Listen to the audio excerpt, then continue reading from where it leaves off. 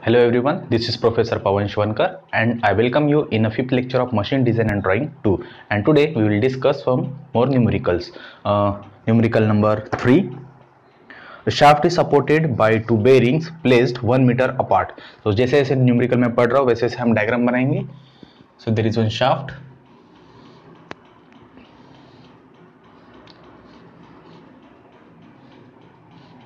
Box indicates the bearing. So there is one shaft supported by two bearing placed 1 meter apart.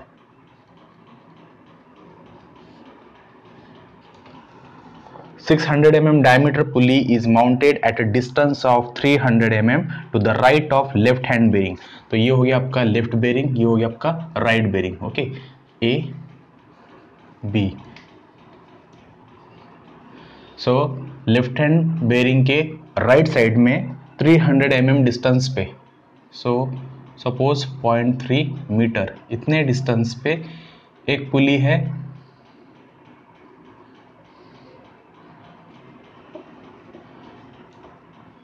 .3 metre. तो centre line to centre line हमें distance show कर रहे हैं और जिसका diameter है 0.6 metre और 600 mm. 600 mm diameter pulley is mounted at a distance of 300 mm to the right of left hand bearing. Then this drives pulley directly below it with the help of belt having maximum tension 2.25 kN. अब इस पुली पे जो कोई belt रहेंगे, ठीक है, वो horizontally drive कर रहे हैं, जिसका जो पावर ट्रांसमिट हो रहा है हॉरिजॉन्टली मूव हो रहा है. तो सपोज ये शाफ्ट आपकी, ये आपकी पुली.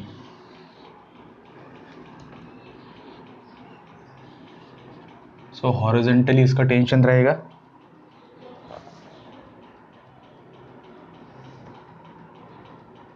हाँ, 600 mm diameter pulley is mounted at a distance of 300 mm to the right of left hand bearing and this drives the pulley directly below it. नहीं, below बोला है इसलिए टेंशन नीचे रहेगा, टेंशन रहेगा नीचे. नाम दे देते हैं, सपोज ये C है. ओके, देन टेंशन दिया है 2.25 किलो न्यूटन. तो यहाँ पे T1 is 2.25 kilo Newton. Another pulley 400 mm diameter is placed 200 mm to the left of right hand bearing.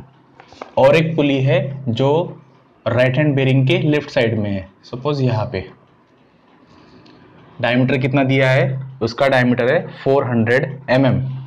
So 0.4 metre और डिस्टेंस कितना है इस बेरिंग से 200 mm. सो 0.2 मीटर.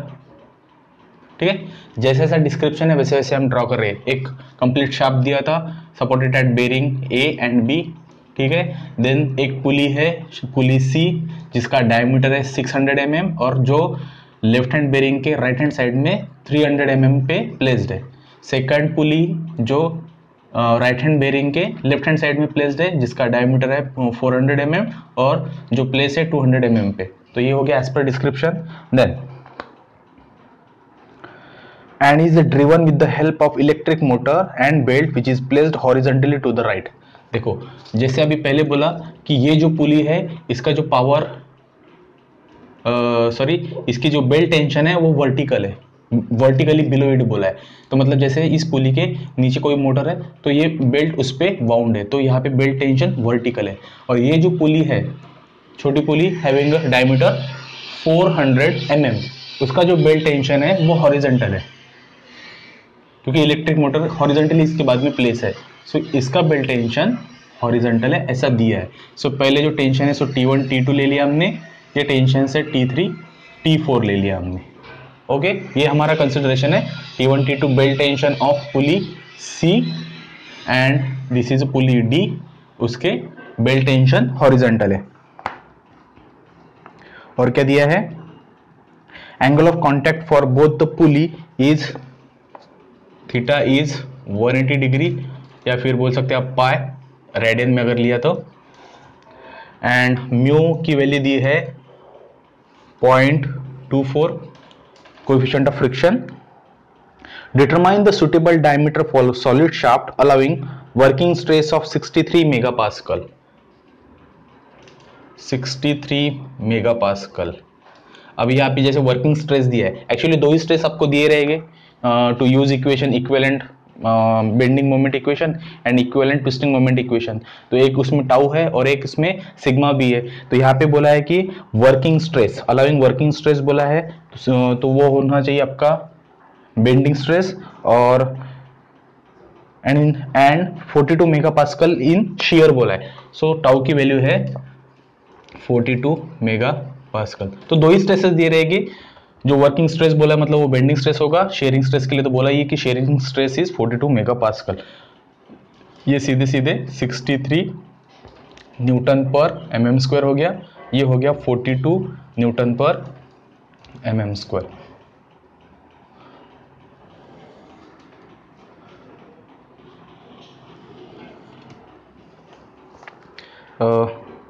और क्या दिया है, assume that torque on a pulley is equal to that on other pulley. मतलब जो टॉर्क इस पुली पे रहेगा वही टॉर्क इस पुली पे भी रहेगा। ठीक है, बस इतना डाटा दिया है। इस डाटा बेसिस पे हमें निकालना क्या है, suitable diameter for this shaft. Okay, so distances are clear, this diagram is clear, this is known as a space diagram। मैं एक रिपीट कर देता हूँ, shaft is supported by two bearing A and B हो गया, जिसका distance दे दिया 1 metre.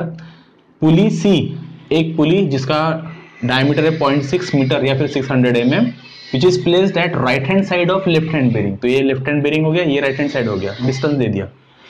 Another pulley is placed left of right hand bearing, तो ये राइट हैंड ये बेरिंग, उसका लेफ्ट हैंड साइड ये। ठीक है, तो एज पर डिस्क्रिप्शन हमने डायग्राम बना दिया।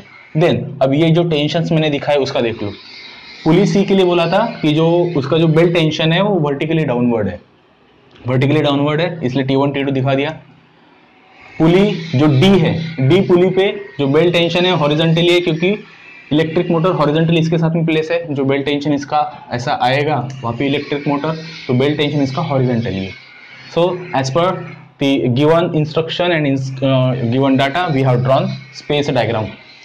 Now further, अब इस बेसिस पे सबसे पहले हमारे पास में जो जो है वो हम निकालेंगे। ठीक है, तो यहाँ पे हमने कंसिडर किया कि T1 and T2 are the belt tension. So T1 and T2 क्या है, ये बेल्ट टेंशन इन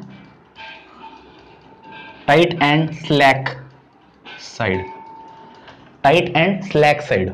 ठीक है, अब जैसे मैंने इसके पहले न्यूमेरिकल में भी एक्सप्लेन किया था, गियर रहा तो दो फॉर्मूला में यूज करने, एक टेंजेंशियल फोर्स एंड एक नॉर्मल लोड। वैसे अगर पुली रहा तो बेल्ट टेंशन के लिए फॉर्मूला एक हमारे पास में है, torque equal to T1 minus T2 into radius of pulley. Okay, so जैसे अब यहाँ पे हमारे पास में देखो टॉर्क निकालना है, T1 है हमारे पास में, T2 है क्या, नहीं, रेडियस है क्या, रेडियस है हमारे पास में, यस रेडियस है। तो यहाँ पे टॉर्क और T2 ये दो चीजें अननोन है हमारे पास में, इसलिए फिर ये फॉर्मूला फिलहाल तो हम यूज नहीं कर सकते। We have one more formula that is 2.3 log T1 by T2 is equal to mu theta. We have another formula, so putting all the values 2.3 log T1 है हमारे पास में 2250 किलो न्यूटन, इसलिए so 2250 divide by T2 is equal to mu कितना है 0.24 into pi theta is. So इस complete equation से आपको टेंशन इन स्लैक साइड मिल जाएगा, T2 मिल जाएगा। So solve this and we should get T2 equal to 1058 newton. तो अब आपके पास में T1 और T2 दोनों है। ठीक है, नाउ टॉर्क T ऑन कहां पे निकाल रहे हैं हम टॉर्क, हम फिलहाल पुली C पे देख रहे हैं। ठीक है, on pulley C T is equal to क्या था, T1 minus T2 into R C।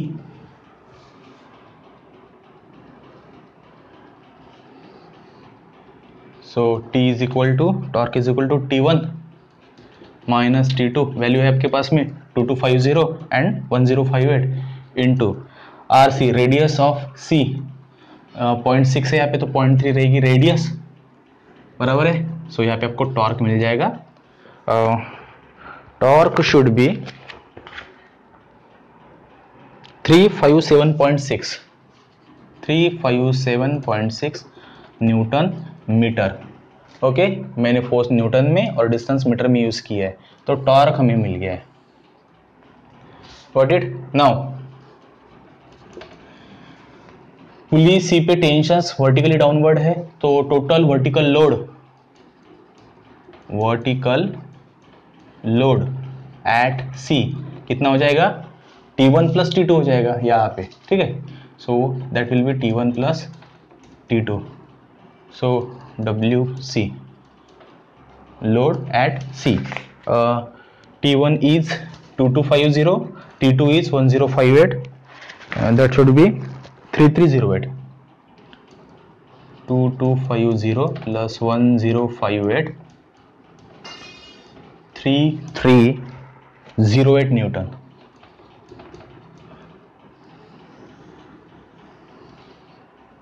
Okay, so we have done with the pulley C. C के लिए हमने कर लिया है कि सी पे हमने इक्वेशन यूज करके टेंशन T1 T2 निकाल लिए, उसके बाद में हमने टॉर्क भी निकाल लिया, वर्टिकल लोड भी हमारे पास में, ठीक है। लोड हमें काम में आएगा बेंडिंग मोमेंट निकालने के लिए, और टॉर्क तो ट्विस्टिंग मोमेंट का इक्वेशन यूज करने के लिए। नाउ एट पुली डी, देखो अब ऐसा एज्यूम है कि सेम शाफ्ट पे ही है और पुली कनेक्टेड है, इसलिए फिर यहाँ पे टॉर्क और यहाँ पे टॉर्क सेम रहेगा। So torque on C equal to torque on pulley D. So अब पुली, इस पुली के लिए हम इक्वेशन यूज कर सकते हैं अगेन, जस्ट लाइक T3 और T4 है हमारे पास में। सो हमें पता है torque T is equal to, यहाँ पे बेल्ट टेंशंस क्या है? T3 एंड T4 है, so T3 minus T4 into R, pulley कौन सी है? D, just like T1 minus T2 into R से किया था, तो T3 minus T4 into RD किया हमने। अब यहाँ पे टॉर्क की वैल्यू ऑलरेडी पता है हमें 357.6 equal to T3 minus T4 into RD कितना है? Radius of pulley D that is 0.4 diameter है, तो 0.2 रहेगा यहाँ पे रेडियस।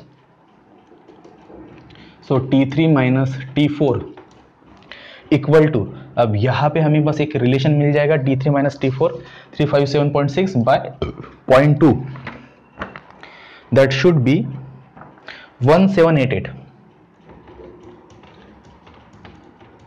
न्यूटन। एक ये इक्वेशन मिल गया हमें।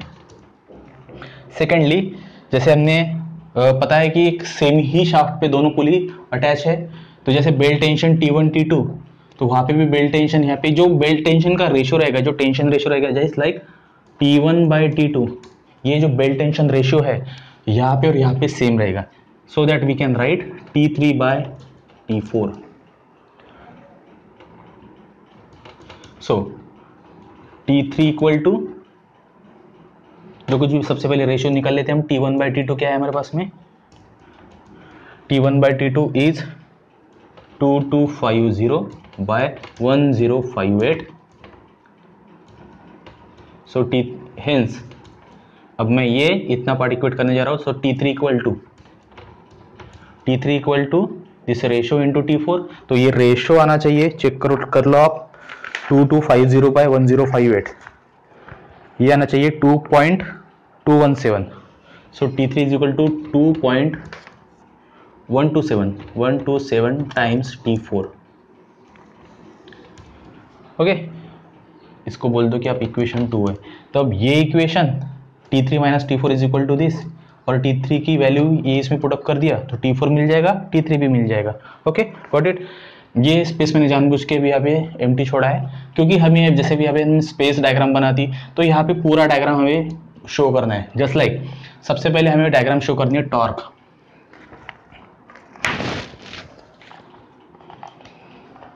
सबसे पहले हम यहाँ पे टॉर्क डायग्राम बनाएंगे। ओके, सो ये हो गया आपका point A B C and D. देखो हमें पता है कि torque on C and D same है, यहाँ पे और यहाँ पे नहीं है, बेरिंग सपोर्ट है, तो सी पे और डी पे, पुली सी पे और डी पे टॉर्क सेम है। टॉर्क कितना है 357.6, एक एवरेज वैल्यू जैसे अगर मैं शो कर रहा हूँ सपोज यहाँ पे इतना, तो ये अमाउंट हो गया 357.6। तो दोनों एंड पे सी और डी पे टॉर्क सेम है, कितना 357.6 न्यूटन मीटर। ओके, तो ये हो गया आपकी टॉर्क डायग्राम। इसके बाद में हम ड्रॉ करेंगे यहाँ पे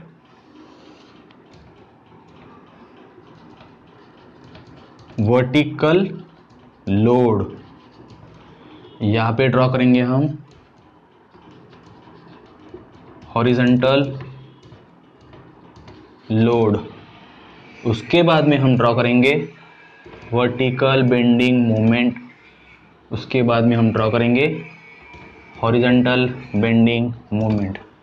क्या क्या डायग्राम हम ड्रॉ कर रहे हैं, हमने टॉर्क, सबसे पहले ये स्पेस डायग्राम है, स्पेस डायग्राम जिसमें हमने एक्चुअल चीज़ें शो कर दी यहाँ पे, उसके बाद में हमने टॉर्क डायग्राम शो की, उसके बाद में अब पॉइंट ए सी डी और बी पे वर्टिकल लोडिंग क्या क्या है वो शो करेंगे। सेम पॉइंट पे हॉरिजॉन्टल लोड, उसी पॉइंट पे क्या क्या आ रही है वो बाद में शो करेंगे। बाद में vertical bending moment at each point, bending moment की वैल्यू क्या है और हॉरिजॉन्टल बेंडिंग मोमेंट की वैल्यू क्या क्या है उसी पॉइंट पे वो हम शो करेंगे। सो ये डायग्राम एक के नीचे एक आपको लानी है, तो जस्ट लाइक जैसे ये प्रोजेक्शन आ रहे हैं।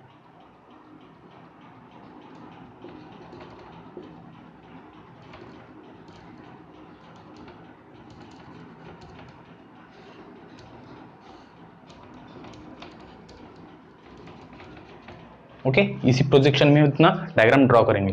ठीक है, तो यहाँ तक हो गया हमारा।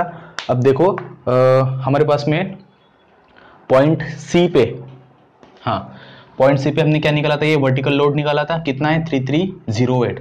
सो सी पे वर्टिकल लोड हम दिखा देंगे यहाँ पे 3308 न्यूटन। Got it? और कुछ है हमारे पास में नहीं फिलहाल। T3 और T4 निकालना है हमें। चलो प्रोसीड करते प्रॉब्लम को भी।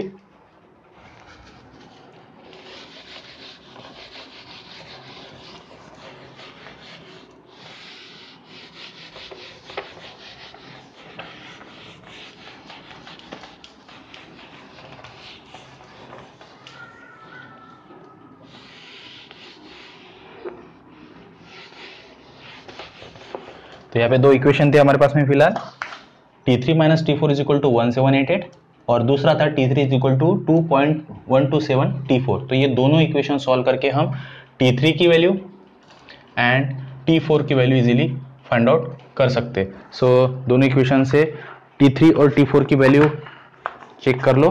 T3 आना चाहिए 3376 न्यूटन और T4 आना चाहिए 1588 न्यूटन, 1588 न्यूटन। तो यहाँ पे ये T3 और T4 की वैल्यू हमने फाइंड आउट कर ली। D पे ये दोनों के दोनों हॉरिजॉन्टल लोड्स है। So total horizontal load eight D कितना WD, सो T1 प्लस T2, तो ये हो गया T3 plus T4। So T3 plus T4 कितना आना चाहिए 3376 प्लस 1588, एडिशन देखो इसकी 4964 आना चाहिए, देख लो 4964 न्यूटन। तब ये हॉरिजॉन्टल में दिखा दो। हॉरिजॉन्टल लोड हमने टोटल निकाला डी पे, हॉरिजॉन्टल डायग्राम ये और ये पॉइंट डी, तो ये आना चाहिए 4964। तो डी पे यहाँ पे वर्टिकल लोड है क्या? नहीं। और सी पे यहाँ पे हॉरिजॉन्टल लोड है क्या? नहीं, कुछ भी नहीं है। ओके, तो यहाँ पे वर्टिकल लोड है और यहाँ पे हॉरिजॉन्टल लोड है। ठीक है, और तो फिर आप लिख सकते हो कि vertical load at D is equal to 0 and horizontal load at C equal to 0, नहीं लिखा तो भी चलेगा। चलो ये पार्ट हो गया हमारा, इसको मैं रब कर देता हूँ। देखो अब दोनों पुलीज पे हमारे पास में टॉर्क अवेलेबल है। अब बेंडिंग मोमेंट निकालेंगे। सो फॉर फाइंडिंग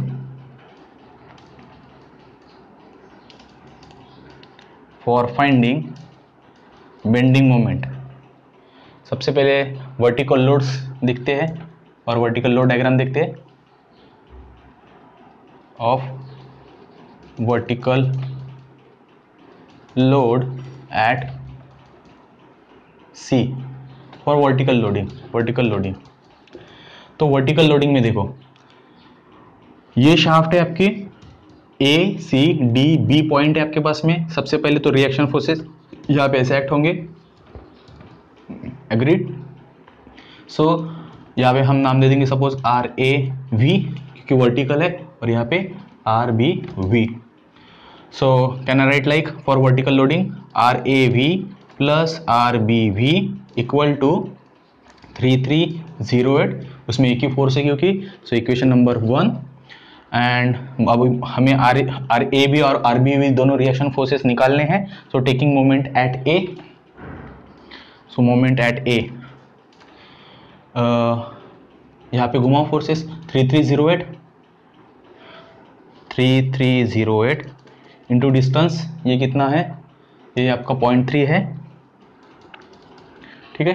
बाद में अब ये घुमा दिया हमने यहाँ पे, ये माइनस हो जाएगा, माइनस को हमने उधर भेज दिया, तो R B V into complete distance, R B V into complete distance है 1 मीटर। देखो 3308 ये ऐसा घुमा रहे हम, आर बी वी ऐसा उल्टा घूमेगा, उल्टा मतलब माइनस, तो मैंने इक्वल टू साइन के उधर भेज दिया उसको। So R B V into 1, distance 1 meter है, ये 0.3 मीटर था, तो यहाँ पे आर बी वी मिल जाएगा कितना, 3308 इंटू 0.3, चेक कर लो, that should be 992.4 Newton.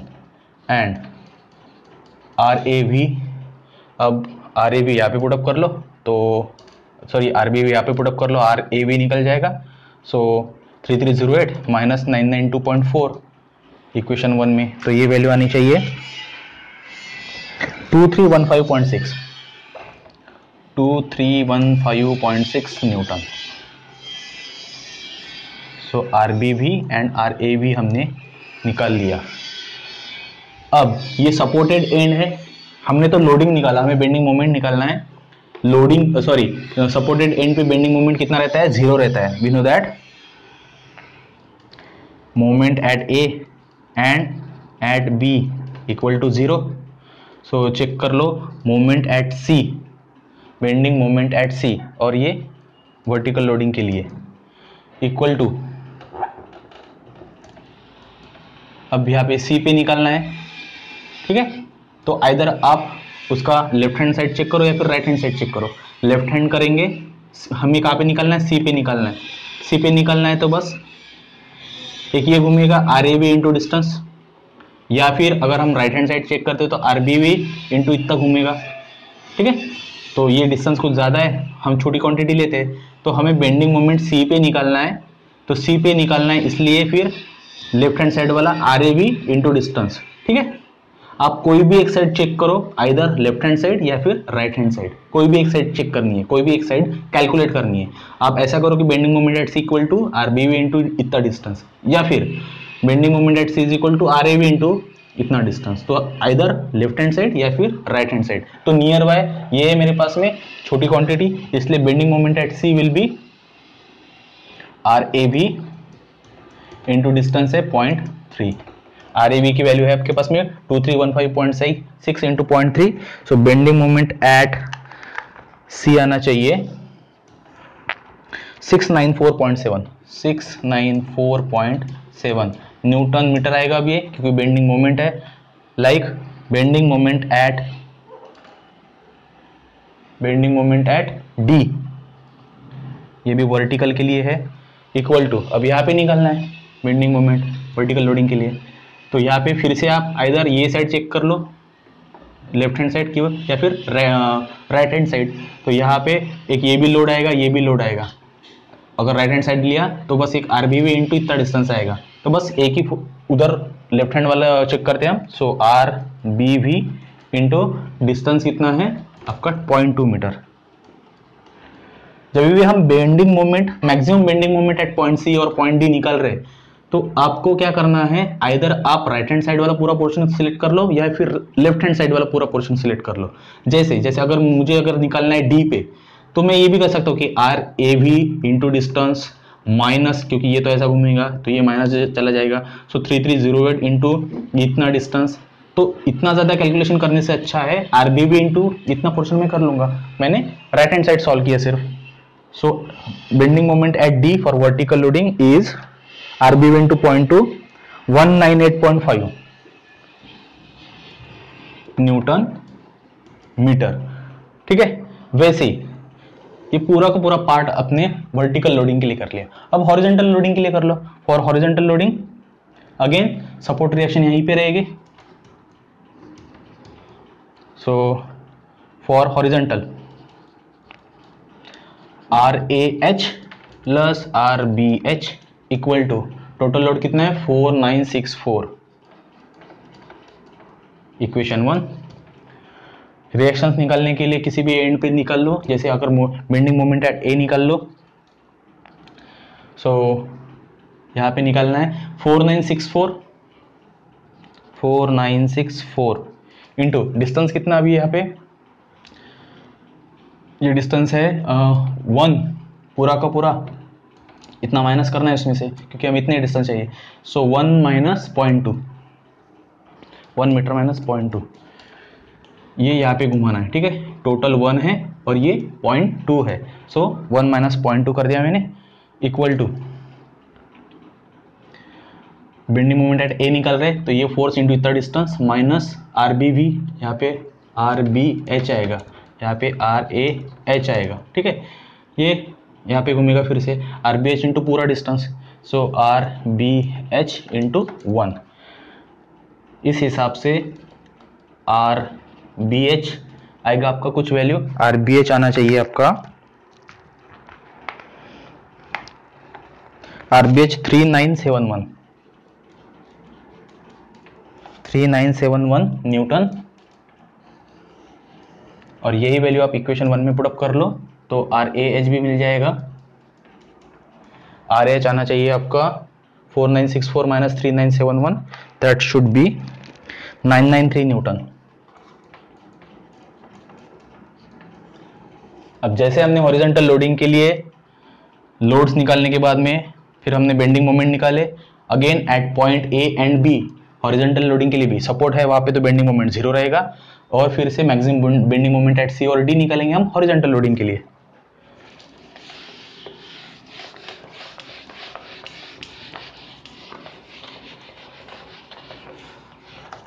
So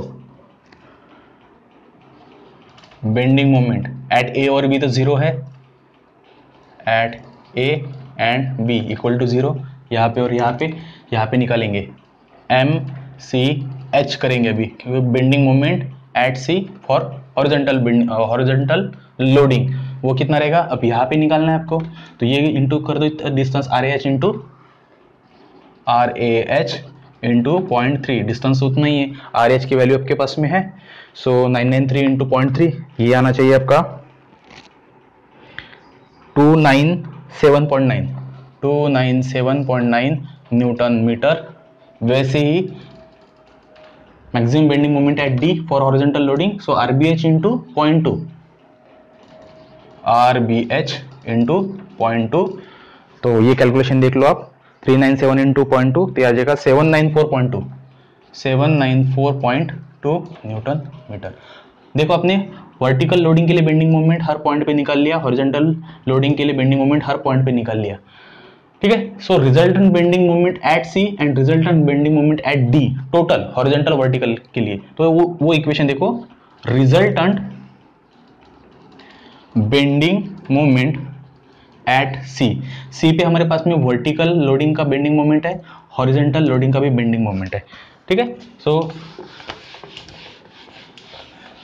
resultant क्या रहेगा, X square plus Y square उसका under root, so resultant bending moment M C equal to under root M C H square plus M C V square, got it. Vertical loading और horizontal loading at same point C point पे, तो horizontal आपको resultant bending moment at C मिल जाएगा and that should be, vertical था आपका 694.7 और horizontal था आपका 297.9, तो ये आना चाहिए 756 दैट्स इट 7.756 न्यूटन मीटर। ठीक है, ये resultant bending moment at C निकाला आपने, वैसे ही resultant bending moment at D वो क्या हो जाएगा, M D equal to under root M D H square plus M D V square equal to, दोनों वैल्यूज आपके पास में है, पुटअप करो, so you will get 198.5 square plus 794.2 square, so 819.2 newton meter. तो दोनों इस पे हमने बेंडिंग मोमेंट निकाला, रिजल्टेंट बेंडिंग मोमेंट निकाला, तो इसकी मैक्सिमम वैल्यू हमें सिलेक्ट करनी है for the further calculation. So out of these two, resultant bending moment at C and at D, maximum value है आपकी, hence maximum bending moment m equal to, हम maximum value लेंगे md वाली 819.2 newton meter. तो आपके पास में अभी टॉर्क है और मतलब T है और M है, bending moment as well as twisting moment, sorry torque है और बेंडिंग मोमेंट है। So we know that under root m square plus T square T is equal to equivalent, ये क्या है, equivalent twisting moment, equal to equation क्या था, pi by 16 tau D cube, where tau is shear stress, D is a diameter for the shaft, m is bending moment जो हमने निकाला और t क्या है, टॉर्क जो हमने पहले निकाला था। तो सभी वैल्यू अगर उसमें हम प्लेस कर देंगे, पुटअप कर देंगे, तो यहाँ पे आपको वैल्यू मिल जाएगी डायमीटर की। यहाँ पे टाउ कितना था हमारे पास में 42 मेगापास्कल, m की वैल्यू है हमारे पास में 819.2, t की वैल्यू कितनी थी 357 पॉइंट समथिंग थी, टॉर्क वैल्यू वाज 357.6। ओके, सभी वैल्यू हमें आइदर न्यूटन mm और न्यूटन पर mm स्क्वायर में यूज करनी है, so that diameter will get, so इस हिसाब से डायमीटर आना चाहिए 47.6 मैंने mm में निकाला, मतलब यहाँ पे मैंने न्यूटन mm में यूज किया, यहाँ पे न्यूटन पर mm स्क्वायर में यूज किया। ठीक है, तो ये हो गया आपका डायमीटर, हमने कैलकुलेट कर लिया। नॉट फिनिश्ड येट, थोड़ा सा बाकी है कि ये हो गया, आपने क्या इक्वेशन यूज किया, equivalent twisting moment, equivalent twisting moment equation use किया आपने। आपको अगेन मतलब ये इक्वेशन कहां से आया था, वो थ्योरी से, गेस्ट थ्योरी से, रैंकन थ्योरी ने सजेस्ट किया था इक्विवेलेंट बेंडिंग मोमेंट इक्वेशन। वो क्या था, half m plus under root T square plus m square is equal to pi by 32 sigma B D cube.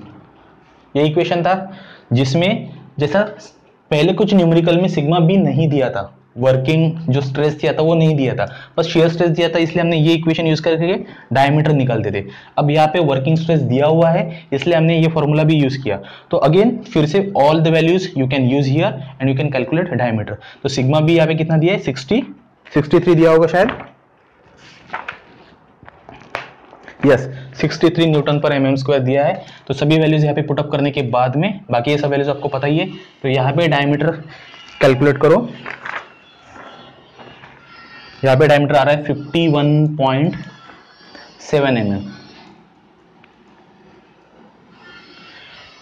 Okay, among these two value of diameter we are selecting a larger value, so larger value is 51.7, hence diameter is 51.7 and choose the standard diameter from the data book, that is 55। समझ में आ गया? पूरे equation, पूरे numerical में सबसे पहले जो जैसा था वैसा हमने ड्रॉ किया, हमने टॉर्क निकाला, इजीली अवेलेबल था बेल्ट टेंशन के फॉर्मूले से। उसके बाद में जितना भी हमने ये जो पार्ट किया, reaction forces, then bending moment at each case, each point, ठीक है, ये सब क्यों किया हमने, हमें बेंडिंग मोमेंट निकालना था इसलिए। तो bending moment at each point for horizontal vertical, bending moment for at each point for horizontal loading. ये करने के बाद में हमने रिजल्टेंट बेंडिंग मोमेंट निकाला सी पे पी और डी पे भी।